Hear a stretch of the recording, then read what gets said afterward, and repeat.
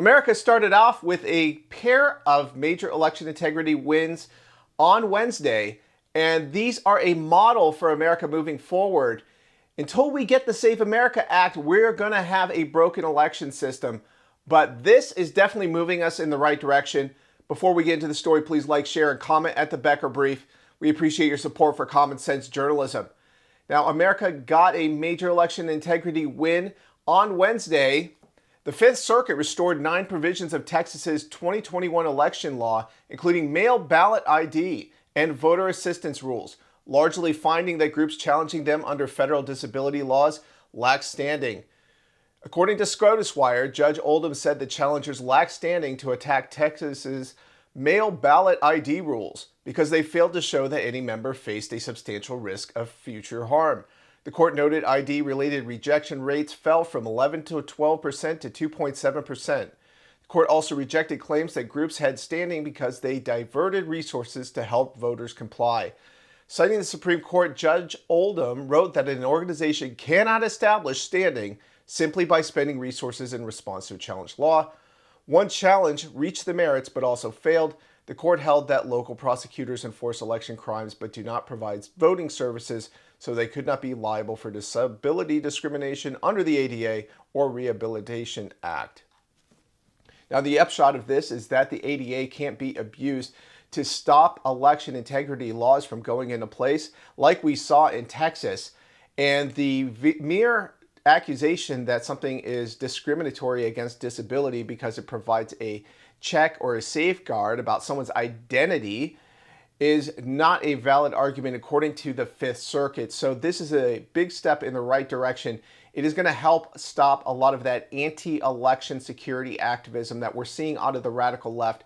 They are arguing that whatever safeguards that you put in place in order to make sure that American voters are not disenfranchised does not mean that they're discriminatory. I am not sure where they got this argument. It sounds very desperate to me. And it also sounds racist, in my humble opinion, because arguing that single mothers or married women or black persons cannot get ID because they are somehow mentally challenged or otherwise can't afford it is hogwash, especially when you provide the remedy for it in terms of free IDs. You need an identification card or social security number in order to get government benefits, in order to travel in the United States, in order to open a bank account. It is complete malarkey that the left is arguing that it is discriminatory to secure our elections like 176 nations on earth that have voter IDs in their elections.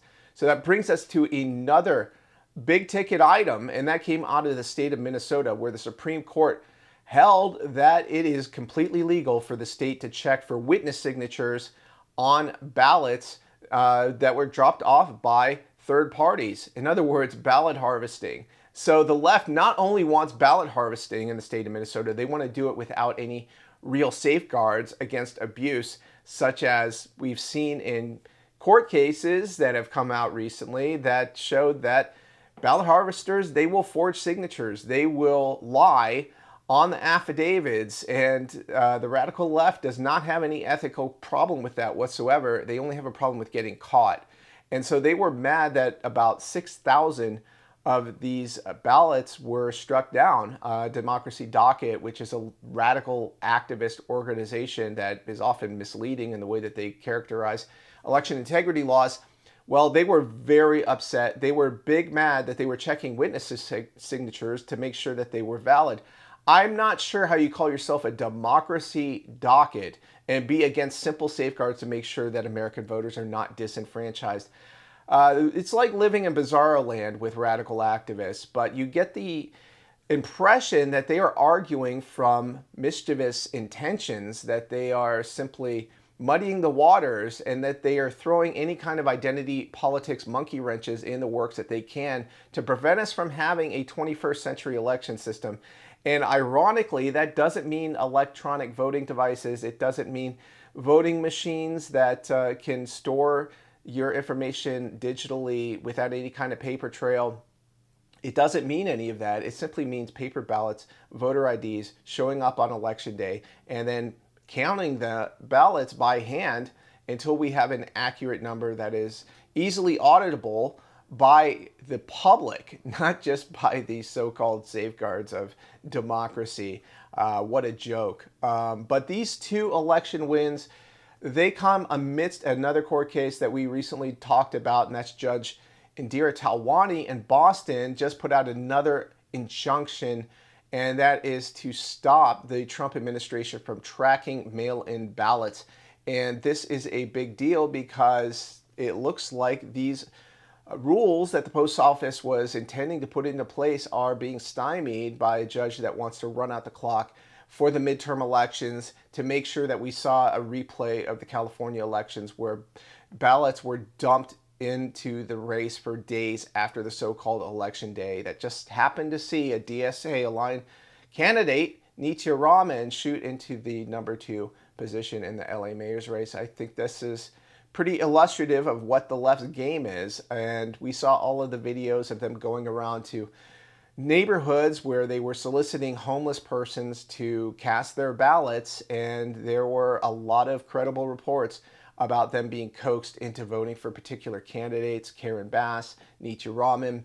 This is what communists do. This is what community organizing is. And I think the Alinskyite radical-in-chief Barack Obama set the standard for the American left, and they know that if you cannot persuade the American citizenry to support their policies, because there's just an abysmal track record of failure extending back decades, whether it's talking about our broken finances, our open borders, our schools being overrun by foreign language speakers, it is becoming a real basket case, and that's the way that the left likes it.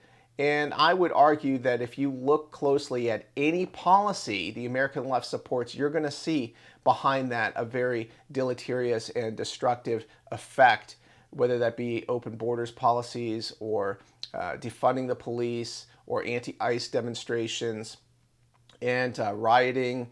There are simply a lot of negative consequences coming out of all of the policies they support, and I wonder if people are able to come to the conclusion that it's not all coincidental, that there is actually a method behind the madness, and that if you dig into their radical action plans, such as the DSA platform, abolish the police, abolish the Senate, disband ICE, then you will see that all of these things equal a recipe for disaster in America. And so they want to wipe the slate clean. They want to get rid of our constitutional republic and our individual rights, including freedom of speech, freedom of assembly, freedom of religion.